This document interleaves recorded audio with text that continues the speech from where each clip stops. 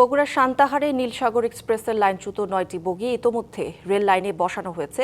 দুপুরের মধ্যে উত্তরের ট্রেন চলাচল স্বাভাবিক হতে পারে বলছেন কর্তৃপক্ষ। এ বিষয়ে সবশেষ জানাতে সরাসরি যুক্ত হচ্ছেন সহকর্মী AK সাজু।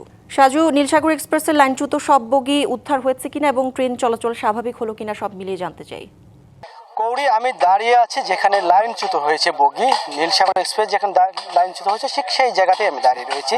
আপনাকে যদি একটু পিছনে দেখাই, এখন পর্যন্ত শেষ মুহূর্তের যে সংস্কার কাজ, লাইন মেরামতের কাজ, সেটি কিন্তু এখন চলমান রয়েছে।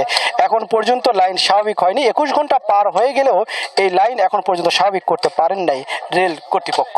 তারা বলছে অতি শীঘ্রই এটি স্বাভাবিক হবে, এমনটি বলছেন যে স্বাভাবিক হবে। তবে বগিগুলো যেটি লাইনের যে রেল বগিগুলো রেল লাইন থেকে অদূরেই সরিয়ে নেওয়া হয়েছে। যে বগিগুলো ক্ষতিগ্রস্ত হয়েছে সেটি লাইন থেকে সরিয়ে নেওয়া হয়েছে, আর সেটি রেখেই সেখানে রেখেই এই আলাদা ট্রেনে বগি সংযোগ করে এই লাইনটি চলাচল স্বাভাবিক করা হবে।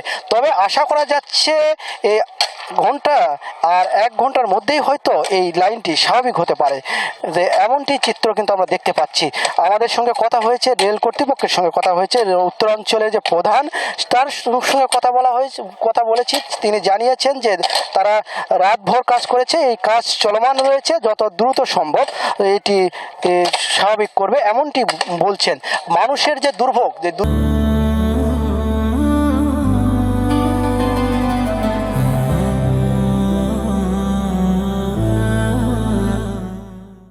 কথা যদি একটু জানাই, তাহলে বলা যায় যে ঢাকা থেকে যারা উত্তরগামী যে 5টি জেলার যে যাত্রীরা তারা এসে সান্তাহারে এসে নামছেন। তারা সান্তাহারে এসে নামছেন এবং সান্তাহার থেকে নামার পরে কোনোভাবেই সান্তাহারে নামার পরে যেখানে রেল লাইনচ্যুত হয়েছে সেই জায়গাটি অতিক্রম অন্য কোনো যানবাহনের মাধ্যমে ছাতেনতলি রেল স্টেশনে গিয়ে অন্য ট্রেনে যারা রংপুর থেকে আসতেছে সেই ট্রেনগুলোতে আবার উঠে যা বিকল্পভাবে চলাচল করছে। তবে এই ছিল কৌড়ি শেষ মুহূর্তের শেষ অবস্থা। তবে বলা যেতে পারে আর কিছুক্ষণের মধ্যেই রেল যোগাযোগ স্বাভাবিক হবে, এমনটি ছিল রেল দুর্ঘটনার সর্বশেষ অবস্থা। সাজু, ধন্যবাদ আপনাকে।